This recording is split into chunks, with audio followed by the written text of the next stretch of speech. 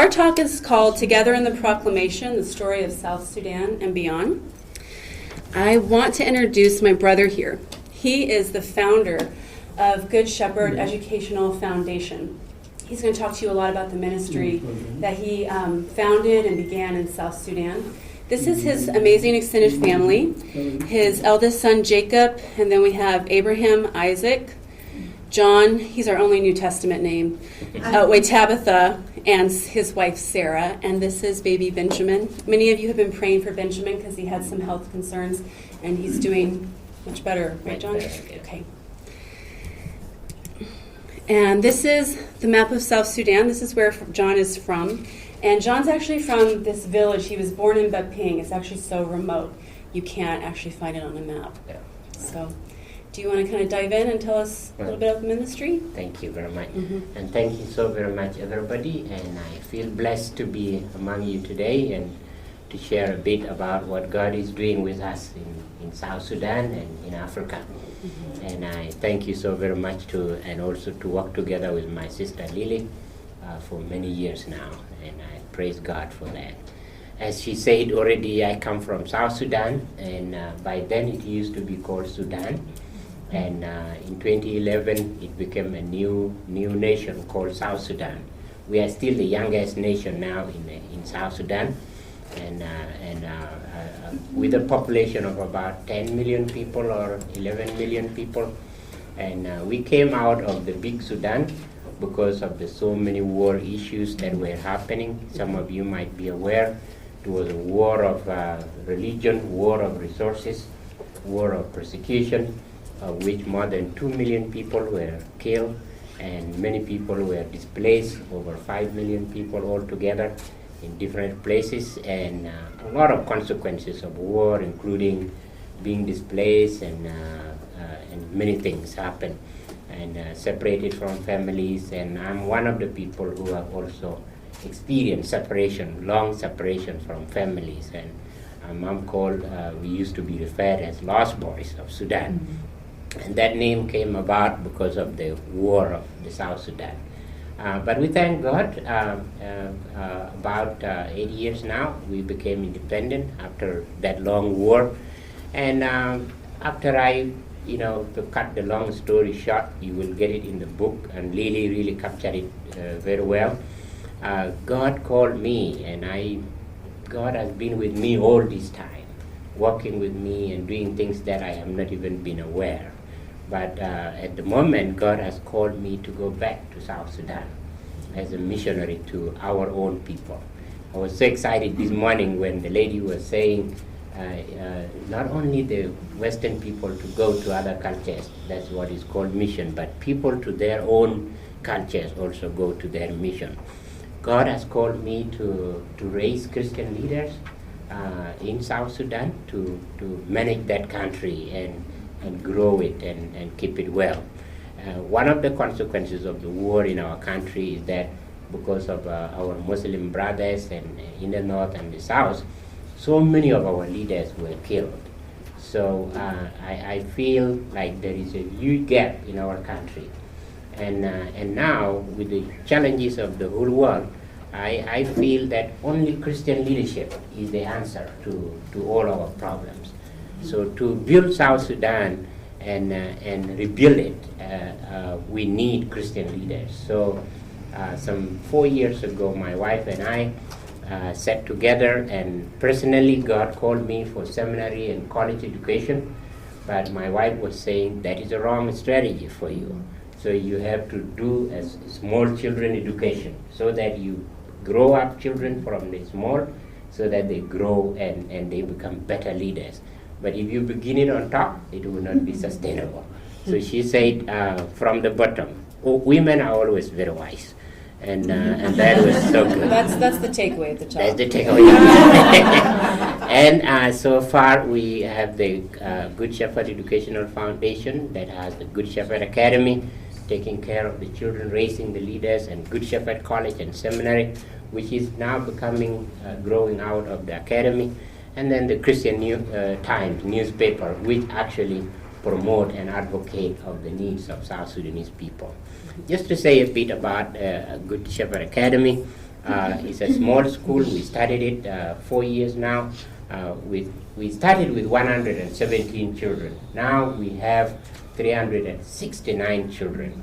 Wow. Every year we turn away almost more than 300 children, because the need of education and need of other services is so big in our country. And in that country, in that place, we have nursery school and up to primary 5, what you would call elementary here. In that school, we teach them about values of Jesus Christ, to love Jesus and to worship and learn as Christians. And we feed them also. You may put the other slide. Because in our country, many children, many people go hungry and there's no food, enough food for them. And even when they come to school, they have to eat with us so that they can stay in their class. So these are beautiful children in our school, and then that is the food they would get. Some of them would have it for the whole day, and would be rice and beans that they can get. Because in our country, even last year, the UN declared that more than 3 million people are at risk of starvation because of lack of food. So this is a real intervention for families and us. I do the college and seminary thing right now in our school. When we teach children in the morning, in the afternoon we teach the adults. I also travel to the refugee camps, also to train and equip pastors so that they can have more knowledge in God's word. And that is a picture of the number of pastors I was training in the refugee camp in Uganda and in Kenya. And more than 1,000 of them have been going through my training, and some of people from this country would go and help me also in other countries. That is a group of young people whom we trained last year, and they were graduating, and then that would be the small class that they share with our children. So it's a children class and adult class in the afternoon. Again, also, you can go Thanks, ahead. John. Yeah. And the Christian Time newspaper is a publication we put online to promote and bring news of hope, news of peace building, because our country has been shattered by, many wars and conflict and division of tribals. Issues is very prevalent in our country. So I try to put out news that can bring hope, that can promote peace. And because in our country there's so much news of negativity that create conflict and tension among our tribal people. But we try to be a little different and being a voice of Jesus in that country. In our work, there are so many things that we have learned for the last 3 years. It's a ministry of hope, and we find ourselves raising hope for the families who had children and they had nowhere to put them in that country. More than 3 million children are out of school. They don't have access to education. Our school has got only 369 of the more than 3 million people who are not in school. So we find ourselves bringing hope to our communities and encouraging others also. It's a ministry of unity. Right now in our country, there are a lot of conflicts and tribal issues. In South Sudan, there are more than 64 tribes. And usually they will be having conflicting issues. In our school, there are more than 13 tribes represented, and seeing them working together and loving one another, parents and children and teachers coming together, we realize we are doing a ministry of reconciliation and unity. It has become an opportunity for us to empower the families and the teachers and the children together. So it's really a great hope and a great contribution to our country. So we are seeing actually the empowerment and the creation of leadership through our teachers, through the families that we support also. It's also an opportunity for women to serve. Among our teachers, 16 of them, 6 of them are women. And it is in a country where more than 95% of the population among women, they do not know how to read and write. So it's really close to my heart to have some women serving alongside with me. So it's an opportunity of service, an opportunity of promoting other things. And again, also is the opportunity for us to bring services that are not accessible to many people. We provide water. Last year, one of our Christians gave us money to drill a borehole with pumps, 20,000 liters of water each day. So we are providing clean water to our communities. So, and we are providing education. So this is real. And also providing infrastructure in a country that a lot of infrastructure has been burned down or not have been available. Very soon we're going to build 4 permanent classrooms that our Anglican Relief Development Fund is supporting us through many of you who have contributed that. It's a ministry of discipleship and it's a ministry of mission and evangelism. And we are so blessed to have that. And again, also, is a testimony. And many people always come around us and asking what we are doing and hearing about us. Sometimes when I walk around on the street of Juba, people are telling me about and asking me how they can get their children to my school. So it seems like we are sharing a testimony of Jesus with other people. And it is a good thing we are doing. So thank you so very much. That's what we are doing there. And I would allow my sister Lilly also to talk a bit about the testimony. Yeah. Yes, so the theme for New Wineskins this year was Better Together. And I think Jenny Noyes really wanted John and I to talk about our collaboration of how we wrote God's Refugee together. It's a cross-cultural collaboration because obviously John and I are a bit different. And it spans, God's Refugee spans the first 30 years of John's life. And I met John when I was a seminary student. He was a seminary student. And my husband and I were called international parents, which is the most fun thing you can do. When international students came, we greeted them and helped them get things like a cell phone. And one night, John and Bo and I were driving around Pittsburgh. We got very lost. And John began to tell me his life story. And I said, "Oh, John, you have to write this down." He said, "Oh, Lily, no. I'm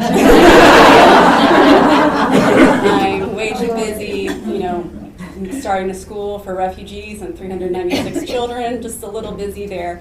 And I remember heard that still small voice say, "You write it, Lily." And I was like, I don't want to say anything. I don't want to talk about that. It kind of freaked me out. But I spent a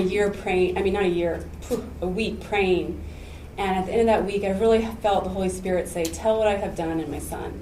And I knew that Jesus meant John, but he also meant the story of Jesus told through John.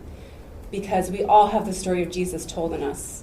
And our job is to kind of refine that story and to share that story. And I really wanted to bring it out with John. And I remember I went and approached you, and you said, "I was hoping you would say that."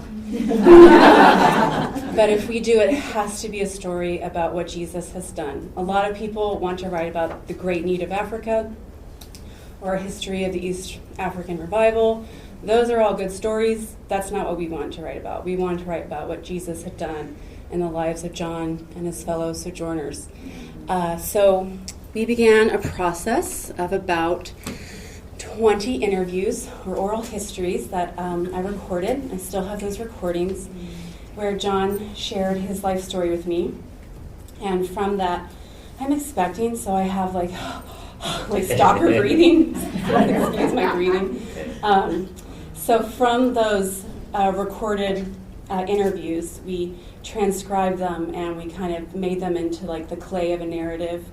We wanted it to read like fiction, although there was nothing fictional in it. We wanted it to have that story element so that a 16-year-old could pick it up and like it. And one of the greatest compliments we get is I have a lot of homeschooling mom friends who are like, "I'm reading this to my kids." That is the best for John and I when we hear that.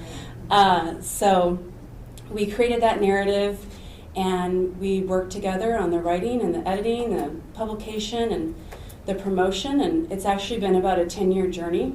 And one of the things that we love most about our collaboration is that although we are very different, obviously, we're really the same. We have this deep unity in Jesus, and at the end of the day, we're not black or white, male or female, Eastern, Western, we're Christian, and that's really what we wanted to convey.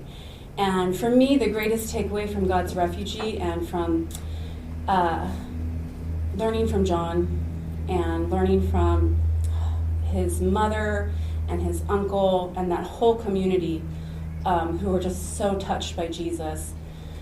And thinking about his mother, Tabitha, who had her husband shot in front of her and her children taken from her for 14 years. She winds up in a refugee camp, and she has every reason to just hang her head in the sand. But the Lord tells her one day to look up and look at the children around her, and she says, I will be a mother to these children when I'm here. And she says to them, I'll wait at the door. If anything comes, it'll get me first. And so what I learned from working with John is that you can actually lose everything and still possess everything because you have Christ. And that Jesus is giving his people strength to overcome the world, the flesh, and the devil. And that strength is something that he supplies to John, something he supplies to me. And it was just really encouraging news. I needed to hear that. It's one thing to read it in the Bible, but I'm kind of like a doubting Thomas. So to hear it from someone who I respected and had flesh up, it was just awesome. Thank you. Mm-hmm. And we had a great time doing it. Thank you. And it is available in the bookshop. It's available in the bookshop. We have some copies here. All our author proceeds go to the ministry itself. So, yeah. And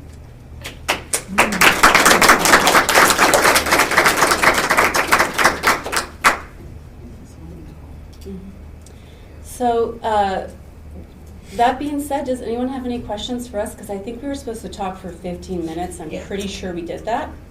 But I know some of you might have to go. If you do, feel free to just walk out of the room. But if you do have questions for John or myself, we'd love to answer them. Are you teaching in English? yes, our school is a Christian school, and we use the syllabus of the country, and we are teaching in English because South Sudan has more than 64 tribes who are speaking more than 100 languages. So we don't want to teach any of those languages, but use English in order to unite the children. Unity is one big need. Do you have sports and music? Not very well. I used to carry some, soccer balls from here, and probably this year we improved a lot on the sport. Yes, we do try. Mm-hmm. Yeah. Patricia, you, and then Patricia. Do you have, is the reason you don't have more children, do you need a larger facility if you are more teachers? What is your need to be able to bring more of those children in who are waiting? I think the facilities is one of the main challenge. And then again, when you get the facilities, then you need more teachers. And because the need is so huge, there's so many children. And I remember when we started, it was a small land that my brother gave it to me, and we built, the building was completely local contribution from the people in the local area. And we just built small little classrooms, about 6 of them, and then they got filled up all. So, and my worry was next year, where would I take the next class? So we decided, again, advice from my wife, that take one class at a time. So we do one class every year, and with hope that God will provide facility next year and a teacher. Mm-hmm. So next year we hope that we will have 4 additional classrooms, so we can progressively go slowly. So facility and teacher. Mm-hmm. Yeah. So how many students are in each classroom? We fit about 45 students in each class. Mm-hmm. So, but again, we would always have children sneaking in because they know we will feed them during lunch time. So some would come and they would feed in, and you would find sometimes there are more than 60 students in a class. But in other schools, like the government-run schools, there would be more than 100 children, or even 150 for one teacher. So our school is like a very, luxurious place for people to come when they sit only 45 and 2 teachers per class. But for other schools, they would have 1 teacher, more than 100 children, and it's so difficult. So, yeah. I just was curious about the teachers, like what's the training process? How do you become a teacher? How difficult is it? Our statistic, and this is reality, South Sudan is a country where people who are educated are less than 20%. Mm-hmm. And these include people who just finished high school and people who are actually drop out of elementary school. So what we do, because there's so much need and there are no teachers in the country. So if you want a professional teacher, you have to go to the neighboring country. Again, that is another high cost. So what we do, we take those who have finished high school and those who might have finished something above high school and they haven't gone to professional training school, and then they will pair them up and they become instructors in the class. We only have 2 professional teachers in our school who have gone to teacher training in neighboring countries. But all the 14 are non-trained teachers, including myself. I'm not a professional teacher. So, yeah. David? John, can you talk about how the school has become a model for forgiveness and reconciliation? You have, I think 10 tribes now that are represented within the children. Yeah. It's something important that David has raised, and I think I mentioned it briefly earlier, that we found ourselves, even when we were thinking we are just giving education, we find ourselves actually reconciling people. And almost every month I would have a meeting with the parents to tell them about what is going on in the school and how they take care of their children and make sure the attendance is proper and they support these children and all that. So the first meeting that I had when I started the school, and so I invited the parents. They didn't know who is coming from where, and then so when they came to a room like this, more than 80 of them, and then people start coming in. They see, oh, she's from that tribe, oh, and you could see that eye and that expression of somebody getting surprised, not expecting another rivaling tribe to enter into his gathering. But anyway, they were all united under one issue of educating their children. So we sat together and talked about the needs of education and the issues of the children, and that became a uniting factor. Every year in December, second week, you will always pray for us on that. We do a graduation, and from the children who finish nursery school, they would be in nursery school for 2 years, and then they graduate to go to the next level. So every year we would bring these little ones and graduate them. So our first graduation was 14 children, and more than 1,000 people came to witness their graduation. And it was coming from the meeting we had with the parents, and they now work together. They prepared the graduation together. They actually cooked the bull that we slaughtered together, and everybody ate together. So those are reconciliation things that we found ourselves doing. And of course, I do a lot of seminars with teachers and pastors around on the topic of forgiveness and reconciliation. So one, I think it was 2 years ago, I got a book from David's church. It's called Why Forgive. It's a very good book. It has the stories of your context. But I took copies. David gave them to me, and then we use it as a seminar talk for about 18 weeks. We were doing that throughout the semester, and among our teachers, and a lot of reconciliations happened, including my son, who was actually having a rough time, and through reading that book and teaching issues of reconciliation and forgiveness, we saw that. And yeah. I think that we might not have much time left. Yeah. But Yeah. Is there any, like, one Any last other question, or? question? Why What's the don't- relationship with the government? We really have very good relationship with the government, and it's always very difficult to register, but they registered us. So we are registered by the national government and the state government and the county government. And even in our process of building the next classrooms, they are helping us. They have given us an engineer that will help us, government engineer. And again, because we are providing a unique service. We provide water, and everything is almost free. And so the government representative around us seem to be appreciating our work, and we have good relationship with them. But there is too much politics in my country, and I try my best to protect our school from all these political issues and things like that. Yes. So by the way, congratulations. Thank you for sharing with us. It's encouraging to hear about your work and just the ministry. Are your teachers do you have volunteers that help you? Are they paid staff, or how does it work? Yeah, we have volunteers and paid staff, and part of my role, together with my friends here and the board, we raise support to pay some of the key teachers, and then again I ask parents to contribute something little to support volunteers who are with us. So, but ideally, we are all volunteers. Where do you get your supplies from to teach your children?